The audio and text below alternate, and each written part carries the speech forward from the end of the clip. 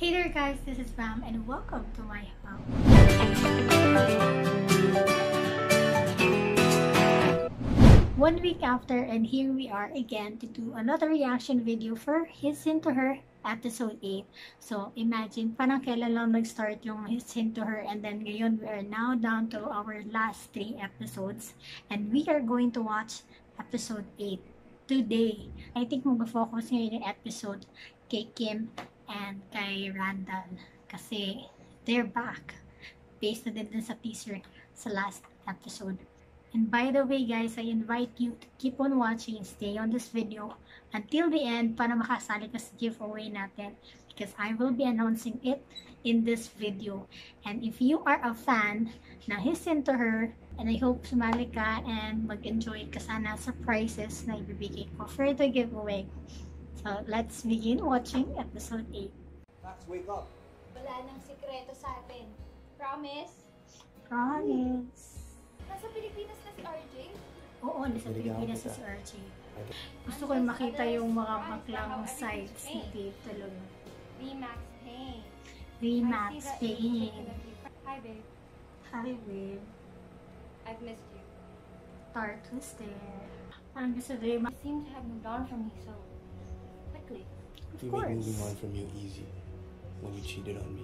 Gusto niyang agawin yung trono ni Miss bilang Benson Senior Class President. Siya kasi talaga yung nanalo sa election. Hindi siya bumalik kaagad. Kaya I volunteered na pumalit sa kanya. Baka mamaya agawin niya si Dave sa'yo. You and I, we're done, Kim. Pause.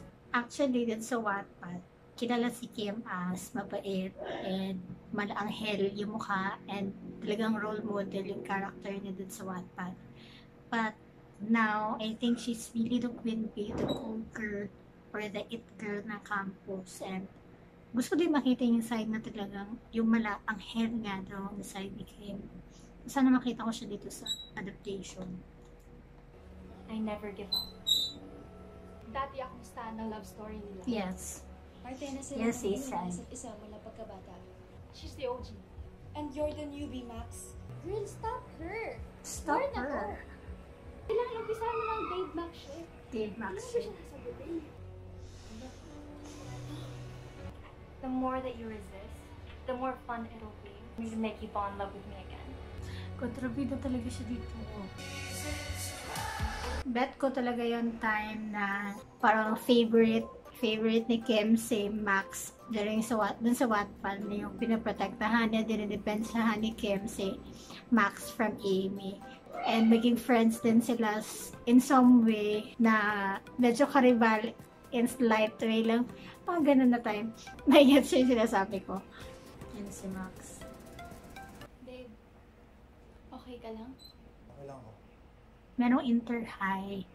Gusto makita maglaro si Max ng Midler dito sa adaptation kasi nakipag-compete with other schools kasi MVP si Max P natin. Sabi mo, iloko ka niya. Niloko kay Randall. When she went to the States, Pero iba to. text and call every day. Every day sasabihin niya na mahal niya ako. I saw the story of her friend. Kim was kissing another guy. Lasing siya. I was willing to forgive her. Inulit na naman niya. Nahuli ko siya. Kim. Consider lang to na sampal ka na ng bonggang-bongga. Kasi yung ano, inlutong talaga na It looks like it's sampal. with the same guy. No one deserves to be Yes. cheated on. Sino yung mga naloko na sa inyo? I promise you that I will always be faithful to Yes, you. may faithful talaga siya sa'yo. Tao lang. Except na yung dumating si Era. Ikaw. If you know what I mean, guys. Si Era Anita ng Ruiz. Yung talagang isang taon nagpaselos kay Max Payne.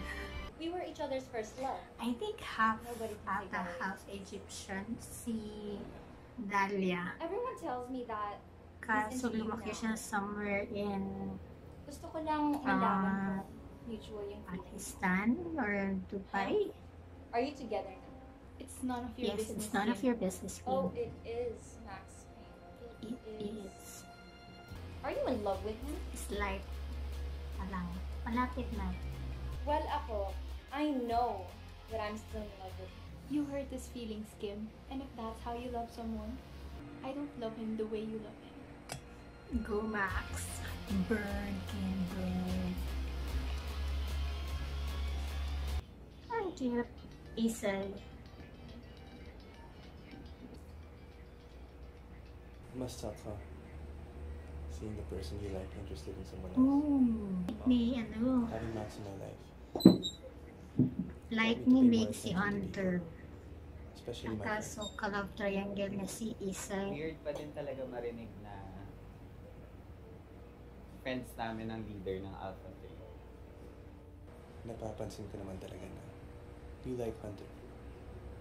A lot. Kaso di ka like. Yes. Pero si Isa yung gusto niya. Mix. And yet, I don't know. Virtual hug for you. Umaasa pa din ako. Girl, ano pa yung kay Isay, no? Hagipig mo OTT. Just because a guy wears pink doesn't Yes. Wala sa color and gender. Let me help you. Ang liit ni Ben. Ang cute nila tignan. The tall and small. Guys, Masariling mundo ang lirot. nga tayo. Pwede ko pa I-post i-post mo na yan. Or do you wanna take another? Oy, Tom. Hindi pa premium kasi wala pang Paano ha? subscription. Sikreto ako. Wala pang commitment, pero may account na. Pwede ba ako mag-open ng account sa puso Pwede, mo? pwede. Gusto mo mag-open na account? Kailangan mong umagri sa terms and conditions. Bawal masaktan. Ano ang Ang terms and sensei conditions ko. mo? Magpaalam ka Ay, ng hindi terms pala. and ko. I'm willing to do whatever it takes. Good luck, Dave. If I open an account, premium subscription na. Ay, feel ko magiging sila mga ano na, episode 10. I just want to make sure I get to talk to him and that he can trust me. Namimiss ko sabihin si ano, Sige. Mox. Kakausapin ko si Dad. Promise. Kasi sila yung close ni Cheers. Dave sa Wattpad. Hi, Dave. This is for you. Your favorite. Sige, mag-effort As your ka Kim, friend, pero walang I'll do wala. everything I can to find the person who hit Max. We need to find out kung sino tumakbo. Bet kita dyan, Kim. Hi Max, I'm still at Hindi practice. na darating si Puntahan kita sa Randall. the barb after this. Stop me! Iba yung bitibo eh. Paano siya pinilit? Kamusta? Ano gusto mo sa RJ, ha? Si RJ! Si RJ? Randall. Manakwenta na ako sa inyo ni Max. Bakla ka ng taon, Max Ping del Valle. Yung team captain ng South Bay Sharks. Yun yung kalabang school ng Benson. Ah, Summer, usap naman tayo. wala tayong dapat mag-usapan. Correct. Team Dave all the way kami, kaya shh! Layas! Na, magtataksi na lang Tara na. ako. Ano kayang reaction ni Dave? Salamat po. Hindi ako galit sa'yo, Randa. May chemistry pa rin kayo. Eh.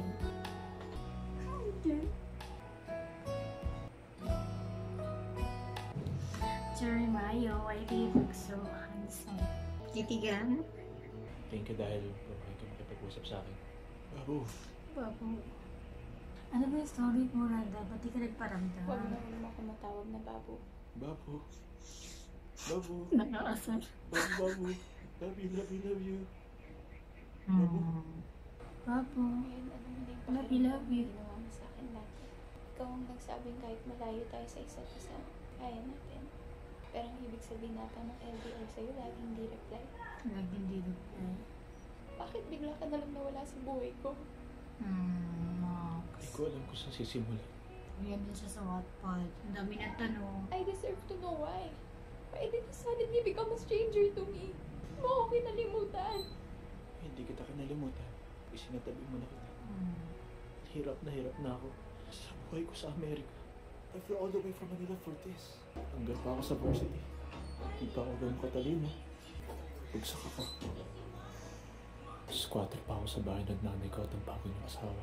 Kung gusto ko magsumbong sa'yo, kaya nang pagkikwento ko sa'yo, nararamdaman ko na naman uli lahat ng sakit. I-feel ko yung pain ni Randall. Lalo yung sa sa Wattpad na wala siyang choice. Sorry kung alam ko lang I-sacrifice si nangyari Max. sa'yo. Kundi lugod siya kay Mace. Bigat ko kasama niyo. Ayoko maging klase ng boyfriend na mabigat. Ayoko maging klase ng boyfriend na wala ng ibang ginawa, kundi magreklamo at umiyak. Pero sana man lang nung bumalik ka dito, nagparamdam ka sa akin. Sinubukan ko ilang beses. inisip ko panahon na para kausapin ka. Ulit Max, wala Hindi nang ko balikan sabihin ng feelings ha. Magkaibigan ulit tayo. Friends lang. Lagot ka kay Dave. Kahit tanggap ko na. Tanggap ko na tapos na tayo. I'm sorry, Randall. Nakamove on na si Max. Pero gusto ko maging magkaibigan ulit tayo. Come home. Welcome back to my life. Dave, si RJ yung ex ko. Siya yung captain ng South Bay Sharks. Sabihan mo na, Steve. Max, tell him right away. Mas mabuti lang alamin niya sa'yo. Tama. Hindi din mag-advise si Ella. In Tama fairness. ka. Dave, kasi May sisingit. kagabi si Max! Sumingit. Si Mick. I couldn't just keep quiet. Fresh na ang pumupok sa'yo. It's Choco, right? He's there in the next room. Wala naman ho akong atraso sa Hindi kanya. naman niya sinasadya yung Max. Papaluin lang sana niya yung locker niya. Hindi niya napalo yung locker mo gaya ng original plan niya. Tapos natulakan niya kayo na ka sa locker mo. Didn't you know she was Choco's stepsister? Pero bakit hindi mo sinabi sa akin? Bakit sinikreto mo? It was Elle who planned it. What? Amy, narinig ko kayong nag-usap sa banyo. Sabihin mo lang, Amy, ha? gagawin ko. Ready to take out target. I thought we were friends. I thought so too, but you tried to kiss my boyfriend. Yan, Big kid. na kayo nun. I was in love with him. Isay and Chloe, ex-pop. Sponsor. She almost got her sister killed. It was a stupid prank. Elle never meant to hurt Max. Be a father. I'm being a father! You started making decisions without me and lost the man I married. Hashtag trader nga, mga ma'am. Wala naman tayo sa sitwasyon niya eh. Yeah, di na talaga nila Ano, si naglaloko na rin Isay. talaga ako sa'yo. Yung totoo, Team Max ka ba o Team Isay? Ako talaga, dahil pag makita kitang kasama ni Isay, FO talaga tayo. I'm just worried about Max. Group hug! Kapag na kanya-kanyang hag. Parang lumamig, no? Miss Elle, anong nangyayari? Mom, Red and I are moving out temporarily. Alam kong galit ka sa akin. Nagkukunwari ka lang na okay tayo? Oo, nung una, tinanong lahat yun sa akin. Ako pa yung nakasira ng pamilya natin. So sorry. Maxim, you know my terms. Let's go. Naturals in the car. Ano kayong terms ni Macy? Babalik sila na alis si Max. You're a troublemaker.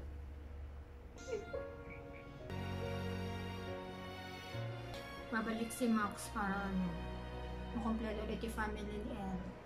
Babalik naman doon. Oh, nagsiselos kayo. Ano mo, Dave? Dahil ang matapang umiiyak. She's cheating on Dave. Pero hindi nagpapasin na. I promise, di na ulit kita iiwan. Patay ka!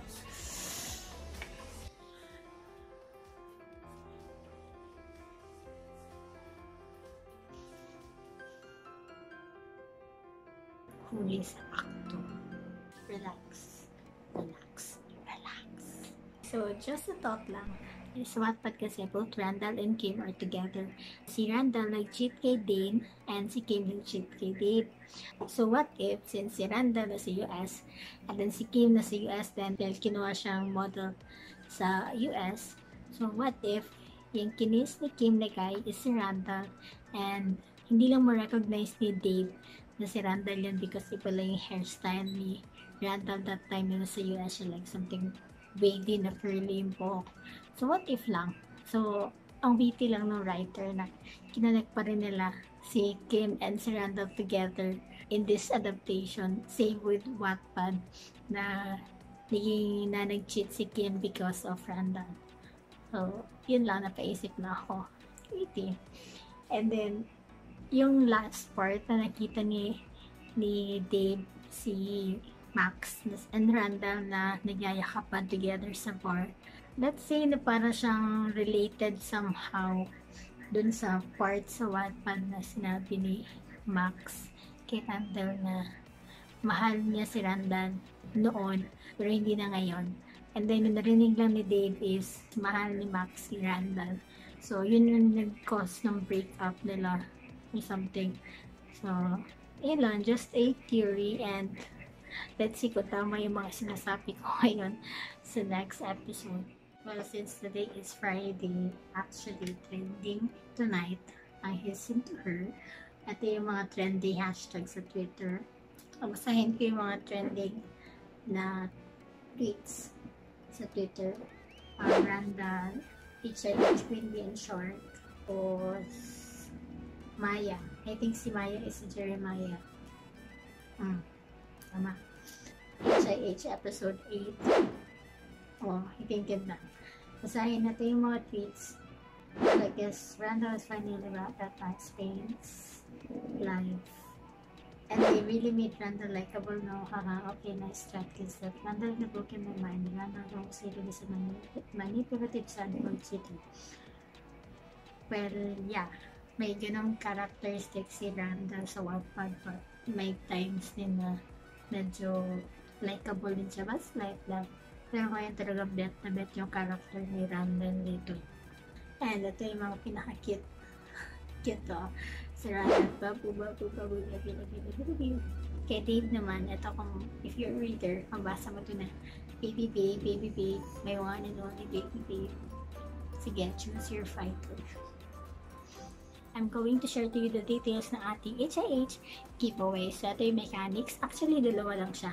Una-una, subscribe and follow me on my social media accounts sa YouTube, sa Facebook, Instagram, and Twitter. And then, sa second naman, I'll be uploading a picture on my Instagram account. And I want you to comment your name there and tag one friend sa comment section ng photo na in-upload ko. I-announce ko yung winner by Wednesday kasi yung shirt na i-give away ko is pre-order pa, so it takes 7 to 14 days bago ma-deliver yung item. So, hoping na dumating sa inyo yung item before mag-air ang episode 10.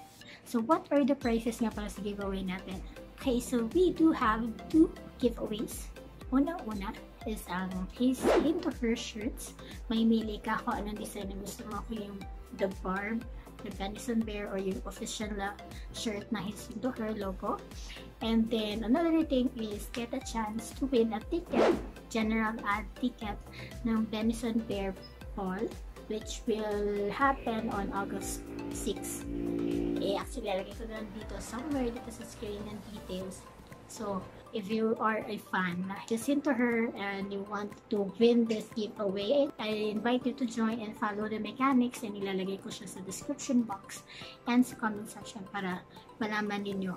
I'm hoping na manalo kayo because as a fan, gusto ko din i-share yung happiness na nabibigay sa akin ng He's Into Her, and kung paano din siya nagbibigay inspiration sa akin as a reader. I'll be posting the winners on Wednesday. I think that's it for today. Thank you for watching. Don't forget to subscribe and hit the notification bell para ma-notify kayo sa mga new videos ko. And don't forget to hit the like button, comment down below if you're done doing the giveaway, and see you on my next video. Bye!